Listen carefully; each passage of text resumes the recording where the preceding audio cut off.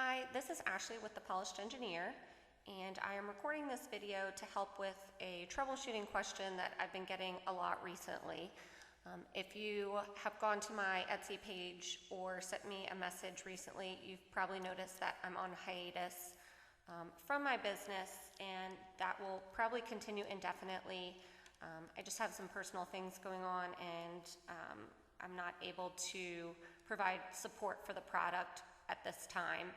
So if you want to still reach out to me, I will try to answer emails, but it might be a while before I can get back to you, and I definitely am not going to be able to provide extensive troubleshooting for products at this point in time.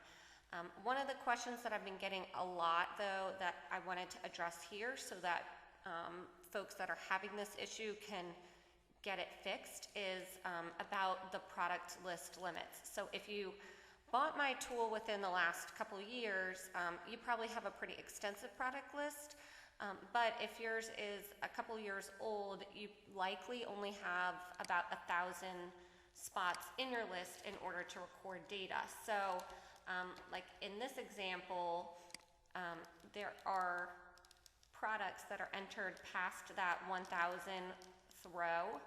And what would happen is that if you enter a product that's past that 1,000th row, then it's going to throw some errors into the other tabs, like in your Color Street Orders tab.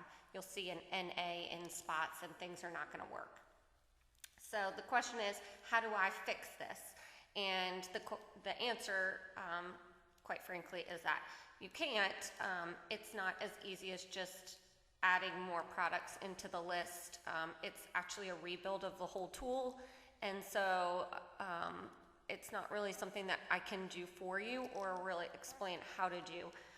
So what is the alternative? And that's what I'm going to show you today. So the best thing that I can tell you to do is to go in and make your product list shorter.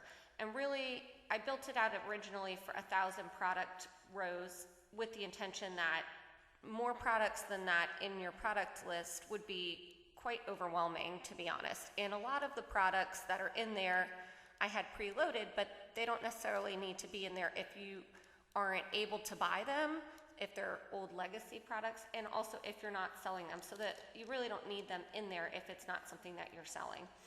So what I would recommend doing is going to your quantities tab, and what you're going to want to do is you're going to look at your quantities list, and you can see there's tons of stuff I have preloaded in here as having been bought.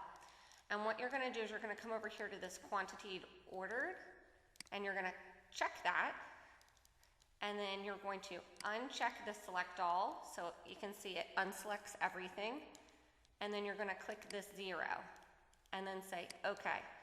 And by doing that, you can get a full list of all the products that you do not have in your stock, you have never bought. So you can see you've never ordered them, you've never received them, you've never got a trade or anything, and you've never sold it. So these products do not need to be in your product list. So if you remove them from your product list, that will free up a ton of rows. And you'll be able to enter new products at the bottom of that product list without having those errors. So you can, after you do that, you could go in and print this page, but you're going to need to know what these products are in order to reference them on your product list tab, because you're going to have to take them out of the product list.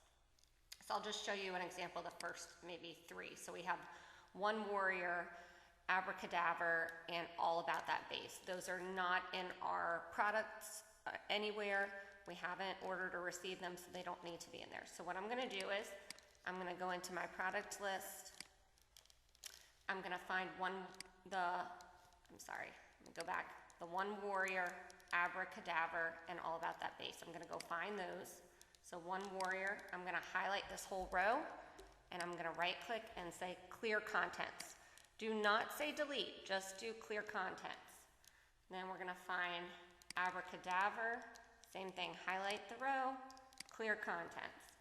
And then All About That Base, we'll select that row, I'll right click, Clear Contents. Once I do that, you'll come over here to the Quantities tab, you'll see they're not on there anymore. So I can go back in here and say Select All, And you'll see now there's kind of these spaces in my quantities tab, just like there are in my product list.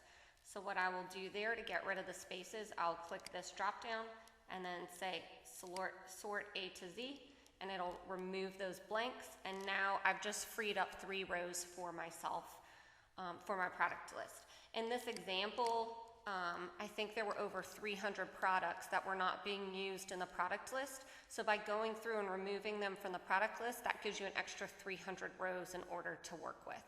So hopefully that will help for any of you who are coming up against that product list limit, and give you kind of a workflow of how to fix that and give yourself more rows. I appreciate you taking the time to listen. Thanks so much.